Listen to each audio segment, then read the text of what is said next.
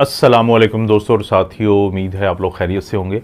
आज की इस वीडियो में हम बात करेंगे टाइफाइड के बारे में। और वजह क्या है बात करने की, आजकल पाकिस्तान में आम तौर पे और पाकिस्तान के बड़े शहरों में ख़ास तौर पे दो बीमारियां बहुत ज़्यादा हैं। एक तो यरकान की बीमारी फैली हुई है, छोटों में बड़ों में सब में, और दूसरा टाइफाइड फैला हुआ है। तो इसलिए ज़रूरी है कि टाइफाइड के बारे में थोड़ी बुनियादी सी बातें आपको बता दी जाएं। होता किस वजह से है, एक बैक्टीरिया होता है जिसको हम ग्राम नेगेटिव बैक्टीरिया कहते हैं, और उसका नाम है साल्मोनेला टाइफी और paratyphi. Paratyphi A B C की यानी तीन होती हैं, तीन किस्में होती हैं, लेकिन ये वो जरासीम है कि जिनकी वजह से आपको टाइफाइड होता है। इसको दूसरा नाम इसका इंटेरिक फीवर भी है, लेकिन मशहूर ये टाइफाइड की फीवर की वजह से है, के नाम से है, ये टाइफाइड के नाम से है। ये जो बैक्टीरिया होता है ये इंसान ही दूसरे को मुंतकिल करते हैं। एक तो ये तरीका होता है कि किसी को टाइफाइड की इन्फेक्शन है, वो वॉशरूम में गया, क्योंकि जो फीकल मैटर होता है, जो स्टूल होता है, पखाना होता है, उसके ज़रिए ये किसी इंसान से बाहर निकलता है। और अगर वो बाहर आके हाथ नहीं धोएगा और बाहर निकल के किसी से हाथ मिला लेता है, और दूसरा बंदा भी जिसने हाथ मिलाया था खाना खाने से पहले अगर वो हाथ नहीं धोता, कोई चीज़ खाता है, तो एक तो ये तरीका है कि डायरेक्टली एक इंसान दूसरे को दे देता है। और एक होता है इनडायरेक्ट तरीका। इनडायरेक्ट तरीका क्या होता है कि लोग क्या करते हैं कि वो जैसे कुक है कोई, तो वो अगर खाना बनाता है और उसके अंदर ये बैक्टीरिया है, ये जरासीम है, तो वो खाने के अंदर मुंतकिल कर देगा, और जो भी उसको खाएगा तो उनमें से बहुत सारे लोगों को फिर टाइफाइड हो सकता है। और बाज़ पानी के अंदर चले जाते हैं ये बैक्टीरिया।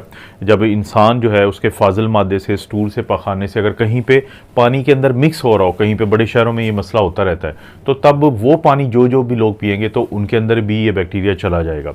देखें, एक बड़ा मशहूर वाक़या है, अमेरिका में एक बीबी थी, उसका नाम था मैरी। तो 1938 में उसकी डेथ हुई है। तो वो कुक थी।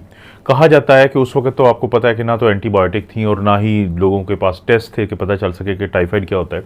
वो खाने बनाती थी न्यूयॉर्क में, अमेरिका में। तो उसने, कहा जाता है कि 50 से लेके 150 तक के लोगों के दरमियान तादाद है कि जिनको मुख्तलिफ घरों में खाना बनाते हुए उसने टाइफाइड मुंतकिल किया, और लोग बीमार हुए।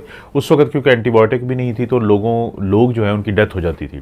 किन लोगों में आमतौर पे ज़्यादा होता है, छोटे बच्चे जो होते हैं, बिल्कुल छोटे बच्चे, या फिर ये लड़के लड़कियां यंग एज के, उनमें ज़्यादा होने के चांसेस हैं।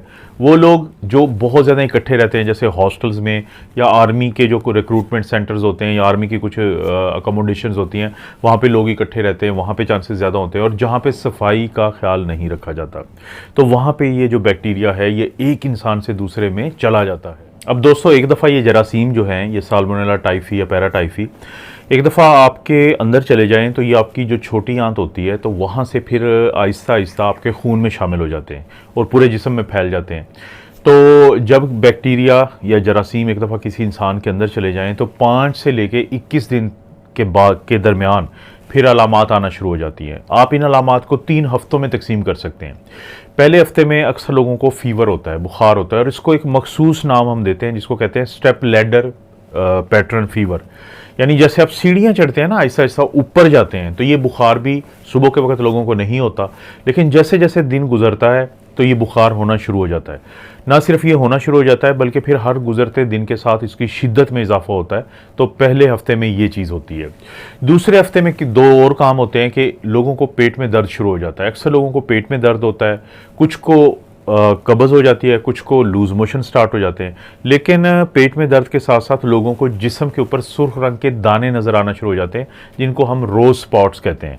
लेकिन इनकी खूबी ये होती है कि इनको आप दबाते हैं तो इनका ये गायब होते हैं, जैसे हाथ छोड़ते हैं तो ये वापस आ जाते हैं। तो दूसरे हफ्ते में ये होता है। अक्सर जो लोग होते हैं दूसरे हफ्ते में डॉक्टर के पास जा रहे होते हैं, तो डॉक्टर उनका इलाज शुरू कर देते हैं, वो मैं आगे बात करता हूँ। लेकिन तीसरा हफ्ता फिर ख़तरनाक होता है। अगर 3 हफ्ते हो चुके हैं किसी को टाइफाइड हुए और उसका वो इलाज नहीं दिया गया जिससे ये जरासीम मर जाएं, तो फिर वो ख़तरनाक अलामात आना शुरू हो जाती हैं। जैसे कि क्योंकि छोटी आंतों के ज़रिए ये हमारे जिस्म के अंदर, खून के अंदर जाता है, तो वहाँ पे ब्लीडिंग हो जाएगी, तो लोगों को खून की उल्टी भी लग सकती है, ऐसे मोशन भी आ सकते हैं कि जिसके अंदर खून हो। इसी तरह से बाज़ लोगों को जो जिगर है और जो तिल्ली होती है वो बढ़ना शुरू हो जाती है, और बाज़ लोगों की आंतों में सुराख होने का डर होता है, क्योंकि वो वक्त जब दुनिया में एंटीबायोटिक का नहीं होती थी, तो जो टाइफाइड होती थी इसकी वजह से बहुत सारे लोगों की आंतें वो सुराख होते थे और उनकी डेथ हो जाती थी। लेकिन अब हालात बहुत मुख्तलिफ हैं। जब आप इन अलामात के साथ अपने डॉक्टर के पास जाते हैं, इनमें से कुछ अलामात के साथ, तो डॉक्टर के पास क्या तरीका होता है आपको तशख़ीस करने का। एक तो देखें, जैसे आजकल मैंने बात की कि लाहौर कई मिसाल ले लेते हैं कि यहाँ पे बहुत सारे लोगों को जो है वो टाइफाइड हो रहा है। तो जब किसी एरिया में एक बीमारी फैली होती है तो उस तरह की अलामात के साथ यही शक का इज़हार किया जाता है कि हो सकता है कि टाइफाइड ही हो। एक तो ये तरीका है। दूसरा ये है कि जब किसी को बुखार हो, पेट में दर्द हो और 3-4 दिन गुजर चुके हों और कोई दवाई काम ना कर रही हो या आम दवाई काम ना कर रही हो, तो फिर सोचा जाता है कि ये टाइफाइड ही हो सकता है। देखें, बदकिस्मती से इस वक्त पाकिस्तान में जो टेस्ट हम करवाते हैं वो बिल्कुल दुनिया उसको छोड़ चुकी है। दुनिया वो टेस्ट नहीं करवाती टाइफाइड के। दुनिया क्या करवाती है, वो ब्लड का कल्चर करवाती है टाइफाइड को पकड़ने के लिए, वो स्टूल या पखाने का कल्चर करवाती है इसको पकड़ने के लिए। और एक और टेस्ट होता है जो कोई नहीं करवाता, बहुत कम लोग करवाते हैं, क्योंकि वो बोन मैरो कल्चर के, हड्डियों के गोदे का कल्चर होता है, लेकिन जाहिर है कि वो बहुत तकलीफदेह होता है, तो लोग वो नहीं करवाते। तो ब्लड कल्चर क्या है कि उससे फिर पकड़ा जा सकता है। लेकिन चाहे तो आप टेस्ट हो या आपका डॉक्टर को शक का इजहार हो जाए तो फिर इसका इलाज शुरू किया जाता है, क्योंकि जितना जल्दी इलाज करेंगे उतना फ़ायदा होगा। और जो इलाज होता है उसमें सबसे पहले ये देखा जाता है, डॉक्टर को पता होता है कि वो अपने मरीज़ों को जो दवाई देता है टाइफाइड के लिए, उनमें से कौन सी काम कर रही होती है और कौन से के ख़िलाफ़ मज़ाहमत है उस सोसाइटी में। अब क्योंकि इस वक्त पाकिस्तान बदकिस्मती से उन ममालिक में है कि इंटरनेशनल किताबों में और लिटरेचर में जिक्र है कि यहाँ पर टाइफाइड की दवाइयाँ नाकाम हो रही हैं और बड़ी दवाइयाँ इस्तेमाल करनी पड़ती हैं जो बहुत महंगी होती हैं और लेटेस्ट हैं, पूरी दुनिया में वो नहीं इस्तेमाल होती टाइफाइड के ख़िलाफ़, लेकिन पाकिस्तान में करनी पड़ती हैं। तो पाकिस्तान में आम तौर पर दवाइयों के जो ग्रुप हम देते हैं टाइफाइड के मरीज़ों को, वो फ्लोरोक्विनोलोन्स होते हैं, अजिथ्रोमाइसिन होती है, सेफ्ट्रैक्सोन होते हैं, या फिर कार्बापेनम जो मैंने बताया कि बहुत महंगी दवाई है। तो ये डॉक्टर के पास वो ऑप्शंस होते हैं इलाज करने के। लेकिन अगर किसी की बीमारी की शिद्दत बहुत ज़्यादा हो, क्योंकि जैसे मैंने कहा था कि तीसरे हफ्ते में बीमारी इतनी शदीद हो जाती है कि लोगों को समझ नहीं आ रही होती, दिमागी तौर पे वो मफलूज होने की तरफ जा रहे होते हैं, वो बहकी बातें करते हैं, उल्टी जिसको आमतौर पर हम कह देते हैं कि दिमाग को बुखार हो गया, तो इंसेफ्लोपैथी से टाइफाइड इंसेफ्लोपैथी कहते हैं, तो वो शुरू हो जाती है। तो फिर ऐसे मौक़ों पर फिर स्टीरॉयड देने पड़ते हैं बाकी एंटीबायोटिक के साथ, तो तब कहीं जाके मरीज़ में कोई बेहतरी आती है। और सबसे आखिर में अगर हम बात करें कि दो ऐसी कंडीशंस हैं जिसके बारे में आपका जानना बहुत ज़रूरी है। एक को हम कहते हैं रीलैप्स। रीलैप्स क्या होता है कि बाज़ का लोग एक दफ़ा तो ठीक हो जाते हैं, लेकिन 2 से 3 हफ्ते के बाद उनको दोबारा अलामात आना शुरू हो जाती हैं। इसको रीलैप्स कहते हैं। और इसकी वजह क्या होती है कि बाज़ का एंटीबायोटिक जो हैं वो इस तरह से इस्तेमाल की जाती हैं कि उनका बहुत ज़्यादा असर नहीं आता, वक्ती असर आता है, लेकिन 2 से 3 हफ्ते के बाद दोबारा फिर ये बीमारी हमलावर हो जाती है। इसको रीलैप्स कहते हैं। लेकिन इससे कहीं ज़्यादा ख़तरनाक है क्रॉनिक कैरिएज। कैरिएज का क्या मतलब है कि जिस शख्स को देखें अलामात ख़त्म हो गई, इलाज भी ठीक हो गया, लेकिन जो जरासीम होते हैं ये अंदर कहीं ना कहीं रहते हैं, ख़ास तौर पे उन लोगों में जिनको पित्ते की पथरी होती है, तो उस पथरी पे के इर्द गिर्द जाके ये अपनी एक फ़िल्म बनाते हैं जिसको हम बायोफिल्म कहते हैं। ये 12 महीने से ज़्यादा लोगों को मसला रहता है। और फिर इसका नुकसान क्या होता है कि ऐसे लोग जब खाना बनाते हैं या किसी को पानी मतलब कोई इस तरीके से डील करते हैं पानी के साथ कि दूसरे लोग वो पानी पीते हैं, तो ये लोगों में फिर चांसेस होते हैं कि अगर ये वॉशरूम जाने के बाद अपने हाथ ना धोएं तो यही जो जरासीम है दूसरों में फैला सकते हैं।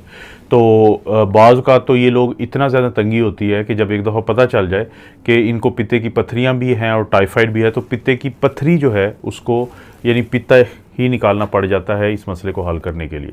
तो ये इससे बचना कैसे होता है, प्रिवेंशन कैसे है? आप पानी का ख्याल रखें कि आपका पानी कंटेमिनेटेड ना हो, उसके अंदर ये जरासीम ना आए, तो पानी का बहुत ख्याल रखें। दूसरा, सफाई सुथराई का ख्याल रखें, ये बहुत ज़रूरी है। अपनी यानी आम जो खुराक है हर चीज़ का ख्याल रखें कि जहाँ से आप आइडियली तो क्या होना चाहिए, आइडियली ये होना चाहिए कि जो हर होटल होता है उसके पास रिपोर्ट होनी चाहिए अपने कुक की कि ये जो कुक है या जो भी फूड हैंडलर्स हैं उस होटल पे, तो उनकी रिपोर्ट टाइफाइड की नेगेटिव है। ब्लड कल्चर जो हर कुछ अरसे बाद होना चाहिए वो नेगेटिव होना चाहिए। लेकिन क्योंकि ऐसा नहीं होता तो आपने खुद मोहतात रहना है कि किसी ऐसी जगह से ना खाएं जहाँ पे आपको देख के लगता है कि इनकी हाइजीन बेहतर नहीं है। आप उनके कोशिश किया करें कि जो बड़े होटल्स भी होते हैं तो उनका जो किचन होता है उसको विज़िट कर लिया करें, देखा करें कि लोगों की हालात क्या हैं सफाई के। और सबसे आखिर में फिर वैक्सीन होती है, टाइफाइड की वैक्सीन है, अपने डॉक्टर से बात करें, बच्चों को भी लगवाई जा सकती है, बड़ों को भी लगवाई जा सकती है। तो बहुत हद तक लोगों में फिर फ़ायदा हो जाता है टाइफाइड की वैक्सीन लगने का भी। तो बुनियादी सी ये मालूमात थी। टाइफाइड क्योंकि बहुत ज़्यादा फैला हुआ है तो मैंने कहा कि लोगों को कम से कम ये बात मैं शेयर कर लूँ। आप अपना और अपनी फैमिली का ख्याल रखें। अल्लाह ताला आपको और आपकी फैमिली को हर किस्म की बुराई, बीमारी और आजमाइश से महफूज रखे।